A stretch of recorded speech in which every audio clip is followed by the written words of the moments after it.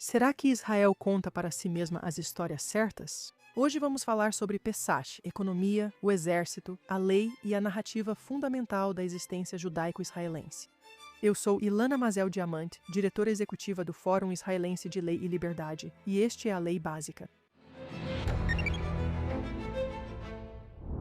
Toda religião, todo país, toda nação tem suas próprias histórias que a moldam. E com a Pesach chegando esta semana, os judeus estão entrando em um período de histórias fundamentais que formam quem somos e qual é a nossa relação com Deus. Aqueles que conhecem o calendário judaico sabem que a Pesach é o primeiro feriado celebrado após o Ano Novo Judaico do 1º de Nissan, um dos 4 anos novos no calendário judaico, sendo Rosh Hashanah o mais conhecido. Agora, isso não é como a piada do judeu preso em uma ilha deserta que constrói 2 sinagogas e, ao ser resgatado, perguntam por que 2 sinagogas para uma só pessoa? E ele olha para eles, incrédulo, e diz: bem, essa é a sinagoga que eu frequento. E aquela é a sinagoga que eu não frequento. Os 4 anos novos judaicos não são uma questão de atitude. Você não pode escolher entre eles. Cada um marca algo distinto. Rosh Hashanah é a demarcação do ano para o julgamento. O 1º de Elul é o dízimo do gado. Tu Bishvat é o ano novo das árvores. O 1º de Nissan, que é o mês em que ocorre a Pesach, é o momento a partir do qual contamos o reinado dos reis e nossos festivais. Então, a Pesach é, no sentido religioso mais preciso, o primeiro feriado do ano judaico. Comemorando o êxodo do Egito, esse feriado marca o momento em que o povo hebreu se torna uma nação israelita. Os judeus a chamam de Shagasherut, o Festival da Liberdade.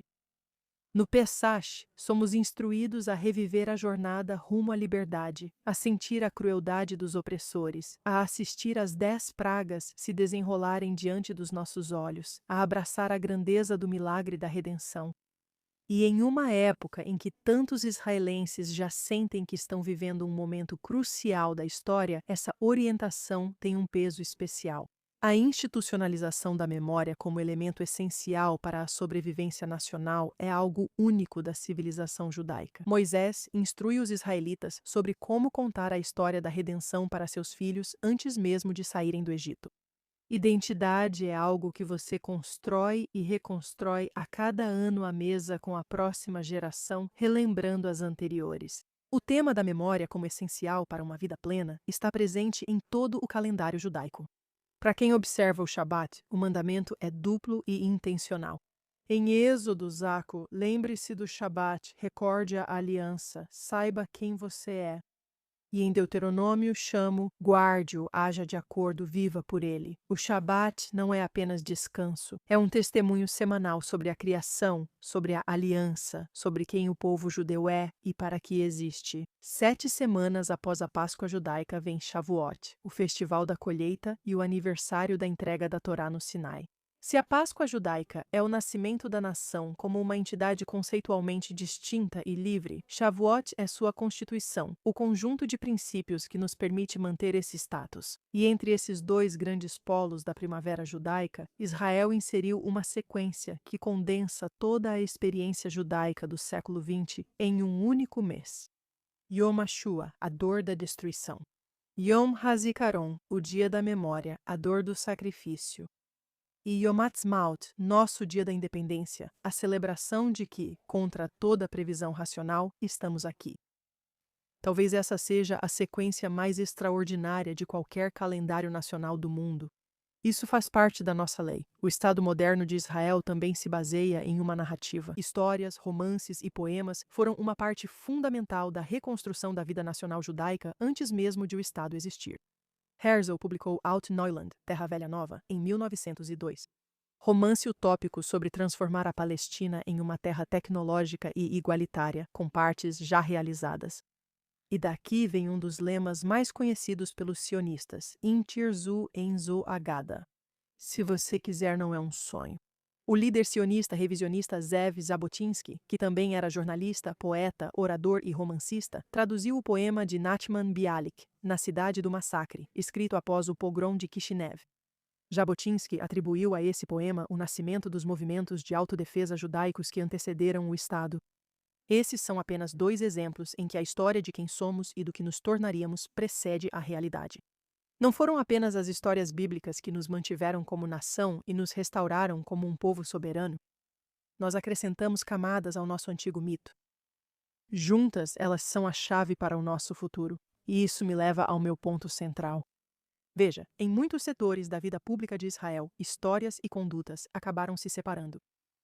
Não estamos aqui para atribuir culpa, e isso é contraproducente, mas precisamos trazer o comportamento, as políticas e a vida institucional de volta ao alinhamento com as narrativas nas quais dizemos acreditar sobre quem somos. Vamos pegar a economia como exemplo. A história de inovação de Israel é realmente incrível. O setor de alta tecnologia agora representa cerca de 18% do PIB de Israel e quase metade de todas as exportações israelenses. Waze, ICQ, Checkpoint, Mobileye, Domo de Ferro e há mais empresas listadas na Nasdaq do que qualquer país fora dos Estados Unidos, Canadá e China. Cerca de 11% da força de trabalho gera 25% de todos os impostos de renda. Agora, isso é realmente um milagre e merece todo o reconhecimento que recebe.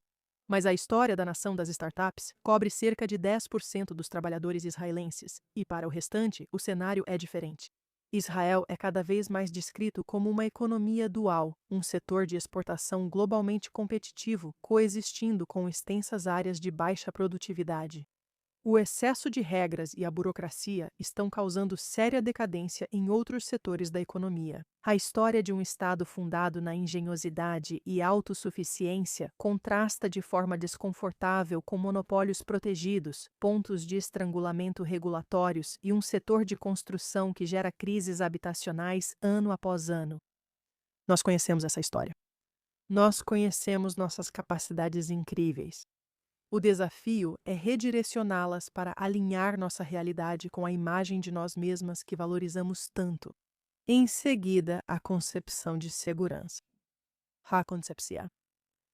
A palavra significa algo entre uma doutrina, uma visão de mundo e uma ilusão confortável. Sob o slogan "Um exército pequeno e inteligente", Israel diminuiu o tamanho de suas forças terrestres, reduziu os estoques de munição e aumentou sua dependência de tecnologia e inteligência, em detrimento da manutenção de tropas poderosas e bem treinadas. Israel havia dito a si mesmo que não era mais um país na linha de frente, mas uma sociedade mediterrânea avançada em tecnologia que havia superado as velhas questões existenciais. A inteligência militar seguiu comprometida com a doutrina de dissuasão do Hamas até às 6h30 da manhã de 7 de outubro. Agora, essa história vem se reescrevendo há vários anos e ainda não chegou ao fim. Mas a disputa sobre a comissão de inquérito, por exemplo, que já discutimos antes neste programa, é literalmente uma disputa pelos direitos sobre a narrativa.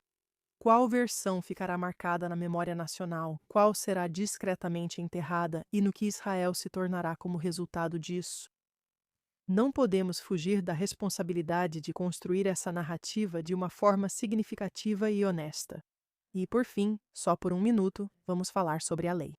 Porque, para um país sem Constituição, Israel gerou um notável corpo de doutrina, controvérsia e conflito institucional. A expressão Estado de Direito foi usada como arma de maneiras que corroeram aquilo que ela deveria proteger.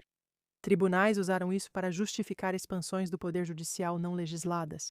Políticos usaram a reação contrária para justificar a falta de responsabilização na atividade legislativa.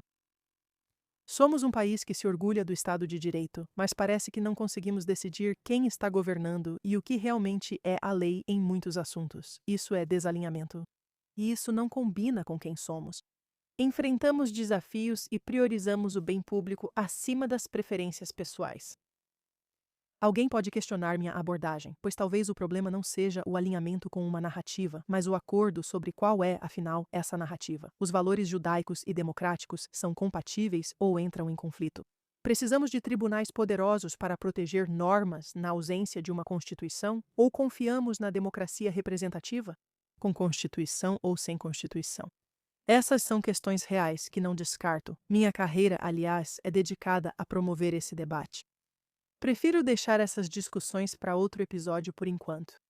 E estou confiante de que, se conduzirmos esses debates de boa fé e de maneira intelectualmente honesta, chegaremos a um consenso saudável ou, pelo menos, a um caminho a seguir. O que importa hoje é o seguinte: somos um povo com uma longa história de debate sobre a lei, divina, rabínica, comunitária, e uma história muito curta de construção de um Estado civil. Estamos no início do projeto, não no final. A confusão mostra quanto trabalho ainda falta. E o alinhamento é o nosso desafio. Antes de encerrar, há uma evidência que vale guardar.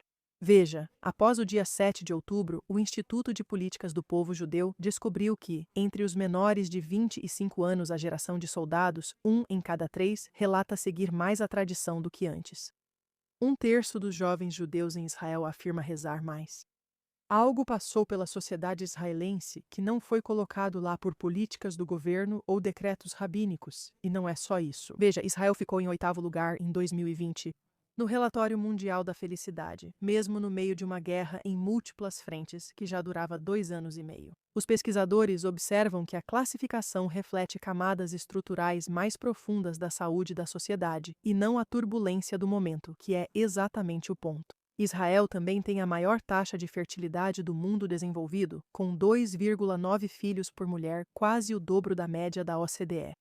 Quando uma sociedade em crise ainda escolhe ter filhos nessa proporção, ela está demonstrando confiança no futuro. E tudo isso nos mostra que a história fundamental de Israel é forte. Os israelenses, sob pressão, buscam a identidade judaica, a oração, a linguagem da aliança e da memória, e buscam uns aos outros e a próxima geração. A alma desta nação não é o problema. A questão é apenas se e como estamos construindo instituições que sejam dignas dela. E esse é o trabalho de alinhamento, não com qualquer história, mas com as melhores que temos. Histórias sobre nossa melhor versão e todo o nosso potencial. Temos a obrigação de abraçar essas narrativas e tomar atitudes que correspondam a elas na forma como governamos, como construímos, como debatemos e como tratamos uns aos outros. E especialmente agora, neste momento tanto no calendário judaico quanto no israelense, com todas as comemorações e celebrações que nos aguardam este mês, podemos nos lembrar disso e lembrar de levar isso a sério. Esse desafio de como cultivar tanto as pessoas quanto as ideias necessárias para conduzir este país rumo à segurança, prosperidade e coesão é algo fundamental para o Fórum Israelense de Lei e Liberdade e para o Centro Queirut, onde estamos. De forma mais ampla, esse é o desafio da nossa geração, cujo trabalho de construir este país não será menos importante do que as missões que eles realizaram fardados. E nesse sentido, preciso expressar uma imensa, imensa gratidão aos reservistas que atenderam ao chamado tantas vezes nos últimos 2 anos e meio, absorvendo o custo desta guerra de forma extremamente pessoal. No nosso próprio círculo de estudantes de direito e jovens advogados, já perdemos a conta. O total de dias de serviço de reserva já chegou a 50.000 desde 7 de outubro, com pessoas servindo de 150 a mais de 800 dias, colocando suas carreiras, seus estudos e suas famílias em espera repetidas vezes, porque a história do nosso povo exigia isso deles. A Páscoa judaica nos lembra de nos vermos como parte de uma história contínua, de fazê-la viver em nosso tempo e de passá-la para aqueles que virão depois de nós. E esta Páscoa judaica, talvez especialmente em um ano eleitoral, é um bom momento para começar a fechar as lacunas na vida civil do nosso Estado também. Se quisermos, não é um sonho. Agora, uma palavra final para quem procura boas causas nesta temporada, além do Centro Queirut e do JNS. 2 dos meus favoritos são o Hashomer Hashadash, que apoia agricultores e comunidades agrícolas de Israel na linha de frente e atualmente faz campanha para financiar abrigos necessários nas terras agrícolas estratégicas. Também tem o Magen David Adom, serviços de emergência cujos voluntários têm sido indispensáveis durante toda esta guerra. Links disponíveis na descrição do programa. E por fim, para quem comemora Chag Pesach Kasher Vezameach e Chag Sherut Sameach.